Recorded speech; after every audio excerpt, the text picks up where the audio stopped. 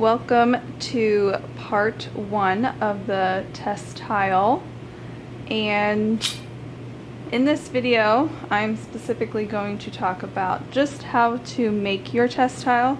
We are not going to go over the glazing just yet. That will happen in part 2, but you are going to make a test tile that looks like this. It will have 4 quadrants and it will be on a slight slope, and the reason that is because the high fire glazes we use, a lot of them tend to run and move, and we need to have a little bit of space at the bottom, but also we need to create that movement that would occur on the side of a pot or on the side of a handbelt piece. We have to show how that movement occurs. So we do that with a slight slope like that.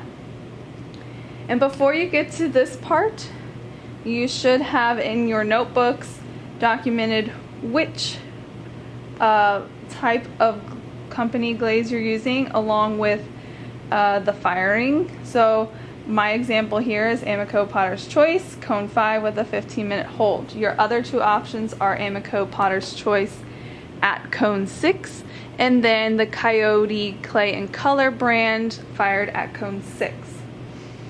From there, your 4 combinations should already be determined, written down, which one is the base coat, the middle, and the top.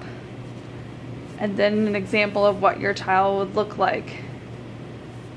The last thing you need to do, as far as writing and documenting on here, is what combination do you think is going to be your go-to, a safe combination, and then a experimental combination. So my guess for mine personally is number 1 would be a safe combination of Blue Midnight with Indigo Float and Texture Turquoise. My experimental combination is number 4. I got Ancient Jasper, Smoky Merlot, and Tourmaline. Make sure you take a picture of this and upload it to your Google Drive folder. To start off here, I have a 6x6 inch tile template. That's the biggest you need your slab to be. And then I also have a little 5x5 template to help me lay down the middle part. Give your slab a good rib down, but not too much that you're thinning it out. A lot of times people over rib and they really thin out the thickness of their slab, and you don't want to do that for this. Keep it the thickness that came off the slab roller.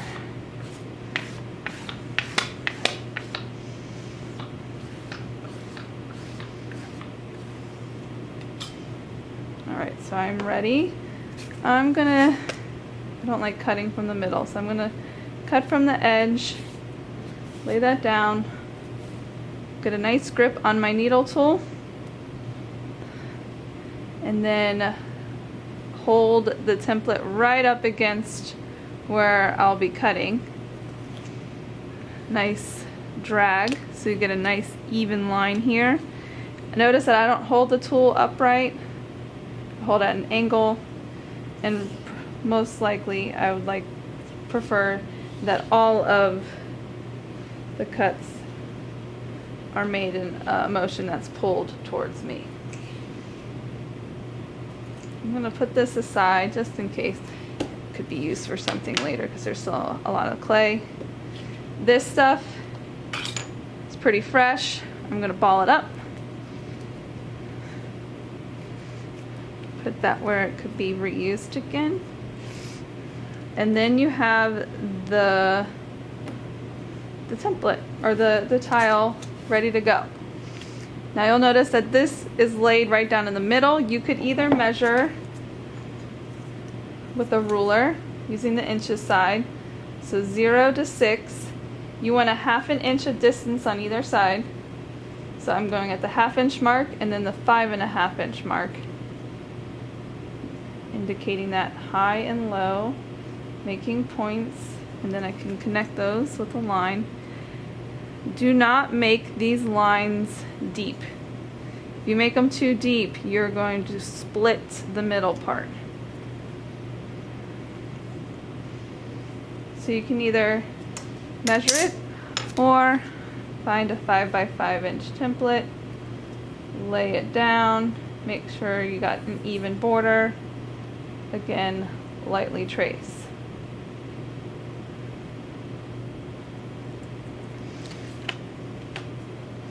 So set the templates aside. I don't need the rib anymore. The ruler comes into play, however.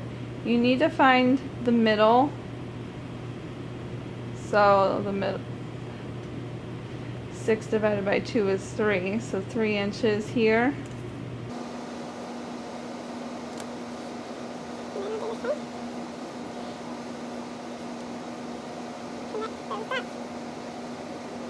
Now I have the quadrants. Now this clay is pretty wet, but my next step is I'm going to set aside the needle tool, because when we make the needle tool, I'm going to show you, and you use it as a writing tool versus taking something that is a little bit wider.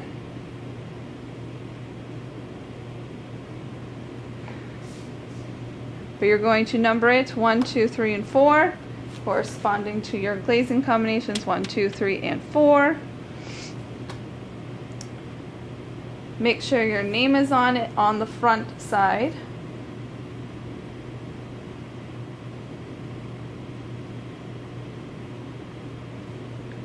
On the back, you are going to write combinations 1, 2, 3, and 4. After this gets glaze fired, we're going to, in Sharpie, write your combination. So for 1, I would put my base, blue midnight, mid, indigo float, with the top being textured turquoise. And indicate that on there for your reference, and then anyone who might want to use your tile. Before I add this texture, I'm going to do that. So I'm going to write combinations. Again, I'm not writing too deep into the clay. 1, 2, 3, and 4. Last step before we make it bend, take a tool and make marks. That creates a different surface level on the clay. This is going to show how that glaze interacts with texture, how it might break. And then you also have a smooth part, so it'll show how the glaze just moves on something smooth and contrast that with something textured. I think that's really important. So I'm just doing lines, but you could take another tool and do indentations.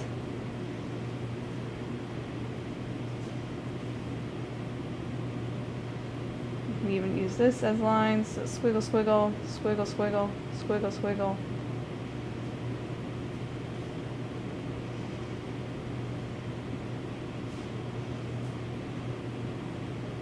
Alright, so now I've added the texture.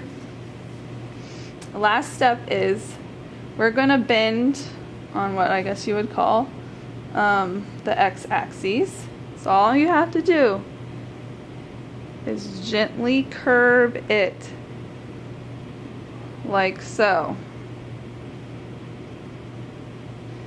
Then this is small enough that it's going to hold itself up. Just like that.